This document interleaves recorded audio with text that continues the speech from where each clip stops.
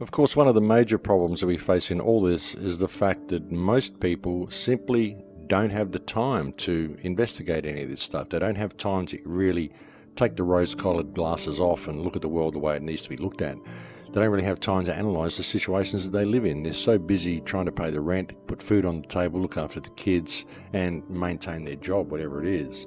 They just don't have time to ever wonder why their life is that way at all.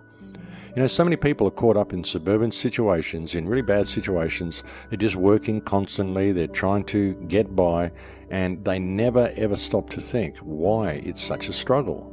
Why it ever has to be this way at all. Why they can't just put it all down and go and do something else. I'm sure they've got kids and they feel a certain responsibility, but all of these things are cooked up and contrived. You know, you think, oh no, I've got the kids, they've got to have the latest this and the latest that, I've got to get them a good education, they've got to have an iPhone, they've got to have new uniforms and all this sort of stuff. All this stuff that they make you do to put your kids through school, you know, you've got to put them in uniforms and give them all this stuff and all these books and all these things. It's all about turning them into little clones and draining you of your resources and preventing you from ever experiencing yourself or really ever having time to look around you. That's what the whole modern Western work ethic is all designed to do, and just to give you something to do to prevent you from really looking around. I mean, look at what we do with our work most of the time. Most of the jobs that we're in are completely meaningless. We're just, serving people food in restaurants or working at a cafe or working in a supermarket or moving paper around in an office building, something like that. Although we don't really move paper around anymore. Now we do that electronically. We just electronically move paper around. We sign things in triplicate and do all this stuff, which doesn't really mean anything at all. It's all just designed to keep the human race busy.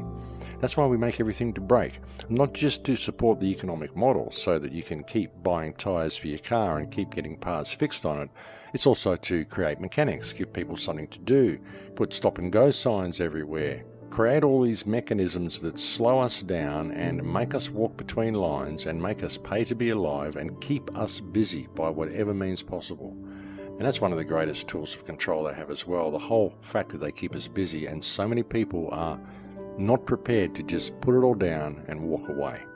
And sometimes those who do get to a point in life where they just want to do that, they'll find that things change very dramatically when they do. You know, very often people find themselves just trapped in this system and they don't see that the way out is actually within themselves.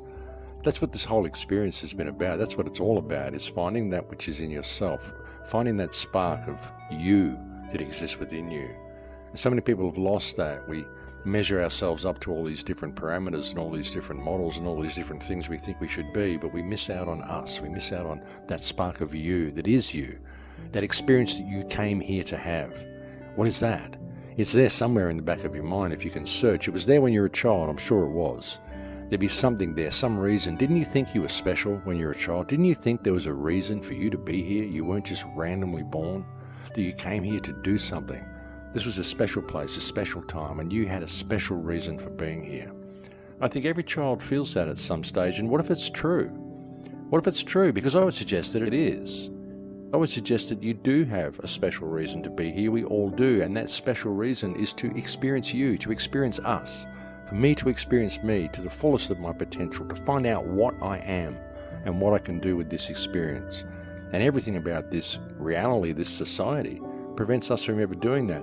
And the simple fact of the matter is that all we have to do is choose to walk away, because the entire construct that keeps us here is just fiction. It's just a meme. It's just based on the idea that this is what we have to do. Even government's just an idea. Government doesn't really exist. It's not this thing that can come and eat you. It's just this building that people go to and they do what it says in the books. They believe in the written word, and the book says that they have to do this, so they do it. Because it's the law, because it's written in a book. Well, what does that mean? It doesn't mean anything. It's not natural law. It doesn't serve anybody. It doesn't help anybody. I mean, sure, we need laws. We need laws to prevent people from committing crimes, but where does crime come from? Most crime comes because people are in a state of scarcity, or they're in a state where they're completely disconnected from themselves, both which are a result of this society, a result of this legislation, a result of the financial system, this entire meme that we've allowed to be constructed around us. So perhaps we should address that. And that makes a little bit more sense to me than what we're doing. You know, like there's no real remedy ever going to be found within this system, because the entire system is fiction. The entire system is designed to lead us away from who and what we are. That's what it's for. That's what it's always been for. And that's why we will never find any remedy, not in any movement, not in any legal action that we try to take, not in anything. I mean, and all the time I've suggested action of doing this and doing that and going and speaking to politicians or going to see the local council or speaking to school teachers or whatever. All I'm trying to do is create a spark of empowerment in people. Just to say, go and talk to these people, because all they are is people. I don't expect you to ever get any results or ever to be able to bring about any change, but I'm hoping to inspire the confidence in you to know that you have as much worth and value as anyone, regardless of what position they hold, regardless of whether they're wearing a uniform, regardless of whether they're sitting behind a desk in an office or anything. We all have as much value as anybody else. And there's no reason for us to think that we don't. And there's no reason for us to be scared to go and talk to our employees. Because that's what these people are. They are all our employees. The government are your employees, the politicians are your employees, the police are your employees. But ultimately we need to step above the whole thing and to realize what the fiction is that controls us, because all of it is fiction. The entire legal system is not based on what is right and what is wrong. It's not based on good and bad behavior. It's based on points of law, which is usually bound out through corporate law, which is usually done to promote the continuation of this system, to afford remedy to politicians and banksters and those at the top of the food chain, or those who consider themselves to be at the top of the food chain that they have created, but not to afford any remedy to us. It's only there to tie us up in red tape and to sometimes afford us little modicums of remedy if we get too close to the truth. It's there to give us some form of appeasement in some cases, and to set some example and to instill into the minds of the public the belief that the system does actually work and the legal system actually is functional, when nothing could be further from the truth. So we're not going to find any remedy there. The only place we're going to find remedy is in our hearts, ladies and gentlemen. This is something that I've been saying since the very beginning, since I started these shows back in 2008.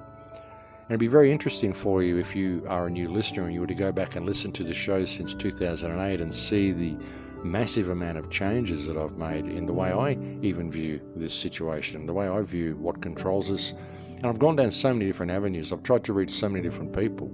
I've tried to reach New Age people. I've tried to reach political people. I've tried to speak in every single different type of language I can find to try to break that spell and to crack that little shell in people. And it's been an interesting journey.